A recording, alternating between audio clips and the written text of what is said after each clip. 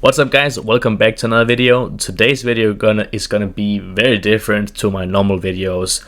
I'm gonna try and do a new series where it's just like some kind of powerlifting informational content that I'm gonna do. And I've seen a lot of you guys commenting about these three terms, the micro, meso, and macro cycle. And I see so many people use them and so many people get confused by them.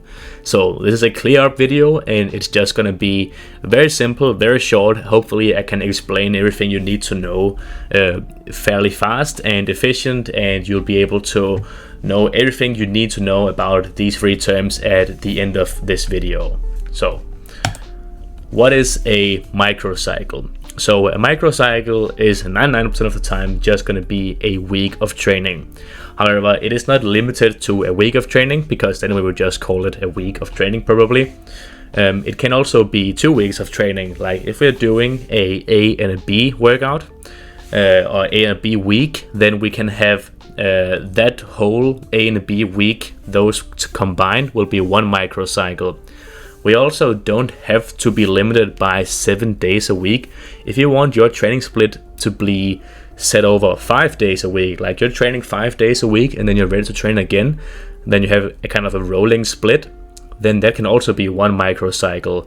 So a microcycle is just the amount of sessions that you will have before they get repeated again. So let's say you have a day 1, 2, 3, 4, 5, 6, 7, 8, 9, 10. You have 10 different workouts that you're doing. And then you do these 10 workouts and then you repeat them. And then one cycle of doing those is your microcycle. So that's why it matters that we call it a microcycle and not just a week, because we're not actually limited by 7 days for our training. So we can split it up into different ways, but 9 out of 10 cases it is gonna be a week of training, just because that's what fits most people the best. So that is oftentimes gonna be the best way to do it. But that's a microcycle, fairly simple explained. And a mesocycle is just a combination of lots of microcycles.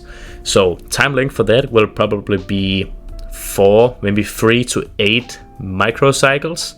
It depends quite a lot on the person, but in general I would say 4 to 5 is the average mesocycle time length that we have. So we use these as a progression of the microcycles. So once you do a microcycle, whether or not you're doing dynamic RPE within your mesocycle or static RPE, meaning does the RPE change throughout each microcycle or does it not, that doesn't really matter. You're still gonna have some progression within a mesocycle. A mesocycle is also called a block. So if you know that term, then you already know what a mesocycle is. So we just use these blocks of microcycles, and then we're gonna have a progression within the block, within the mesocycle. So it could be that we're starting the block at a set of 3 at RPE 6 and we're ending the block at a set of 3 at RPE 9. That could be like the end and the beginning of a block or mesocycle. There is no specific number of microcycles in a mesocycle, but again, it's typically around 4 to 5. That's always a good place to start.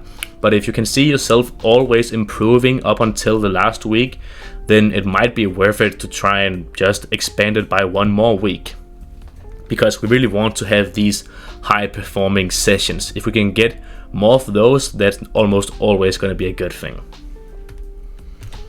Now, a macrocycle is the exact same thing for a mesocycle as a mesocycle is for a microcycle. So a macrocycle is a combination of mesocycles or blocks. So it can typically be 2 to 5 blocks. And a macrocycle is typically something we start out by laying out, and then we have a goal for the macrocycle, and then we figure out how many mesocycles do we need in that, and then we figure out how many microcycles do we need in that.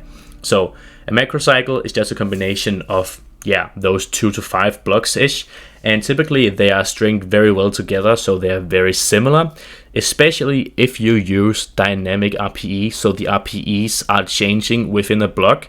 Then I think it's even more important for you to have the have the mesocycles be very similar to each other, so we don't change too many factors at once. If we already are going to change the RPE, then we might not change the rep ranges that much. So we're not doing 5, so 1 mesocycle, and then we're doing singles the next one.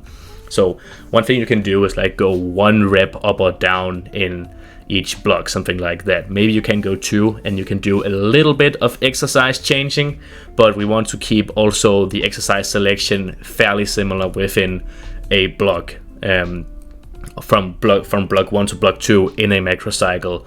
Now when we're changing from a macrocycle to a new macrocycle, that's when we can make big changes. That's when we can go from peaking to a meet to training for just filling out a weight class. That is very, very different, or maybe it shouldn't be super different, but that is very different goals for a macro cycle that we will have. So I mean, the training doesn't have to be that different because we always want to get stronger probably. So yeah, conclusion of how to use those. So what I will suggest all of you guys to start doing is figure out, what do you actually want first. What do you want? Is there a competition you want to go to? Is there anything? What is your goal? Do you have any lagging body parts that you want to use? Do you have anything that you actually want to do? And then lay out a macro cycle first for that. So a macro cycle, typically speaking, can be like, we can say on average maybe 16 weeks.